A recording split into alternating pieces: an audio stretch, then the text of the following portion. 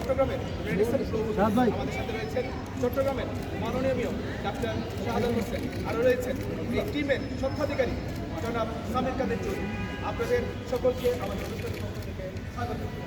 সুপ্রিয় সাংবাদিকবৃন্দ, আমরা এই বিপিএল ট্রফি আমাদের সিলেট এবং ঢাকা করে চট্টগ্রামে এসেছে আজ দুপুর 2:50-এর সময় চট্টগ্রাম শাহ ইন্টারন্যাশনাল এয়ারপোর্টে আমাদের টিমের সাথে অবতরণ করে আমাদের চিটাগাং কিংসের টিমের সাথে চিটাগাং কিংসের সমস্ত গোষ্ঠী এবং যারা ফ্যান ফলোয়ার রয়েছে উডোর শোভাযাত্রা সহকারে আমরা রেডিসন ব্লুতে এসে পৌঁছেছি। আমাদের আজকে সেই মহানগ্রহণ আমরা চট্টগ্রামে আমাদের যে ট্রফিটা রয়েছে সেই ট্রফি আমরা উন্মোচন করব। উন্মোচনের পূর্বেই আমি কিছু বলার জন্য আমাদের বাংলাদেশ ক্রিকেট বোর্ডের পক্ষ থেকে বিপিএল 2025-এর পক্ষ থেকে আজকের অনুষ্ঠানের অতিথি ডাক্তার শাহাদাত হোসেন, মাননীয় মেয়র চট্টগ্রাম সিটি কর্পোরেশন। আসবে কটলেট দেন না, এই বাত্ত ভাই কটলেট দিয়ে আসেন না ভাই। চট্টগ্রামে এসেছি অপরাজিত সিলেটের মতো এই 10 বছর ধরে আমরা যে টিমটা পেয়েছি আপনাদের একটা চ্যাম্পিয়ন বিপিএল 2025-এর চ্যাম্পিয়ন ট্রফি আপনাদের হাতে তুলে দিতে পারবো। এখন আমরা সরাসরি চলে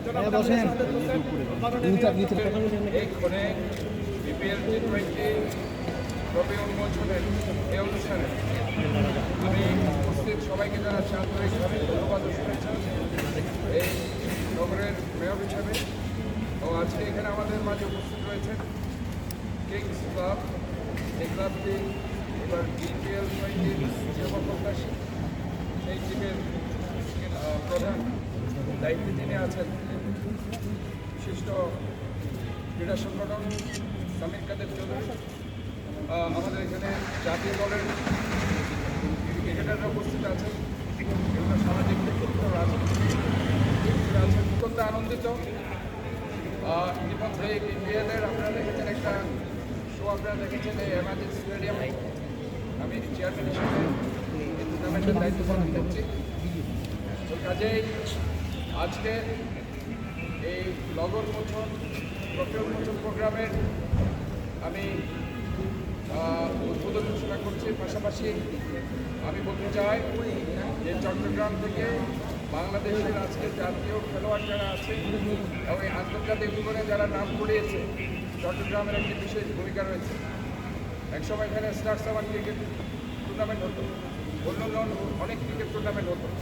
তো আজকে আমরা দেখতে পাচ্ছি আমাদের স্টেডিয়ামে যে স্টেডিয়ামটি সিটিকে ছিল ভিন্ন কারণে আজকে সেটা আজকে বাস্তবের কাছে সেটা চলে গেছে। আমরা আজকের এই সভা থেকে সেটাও আমরা দাবি করছি চট্টগ্রামের স্টেডিয়াম চট্টগ্রামের খেলোয়াড় ছেড়ে দৈনিক আজকের বাংলা .net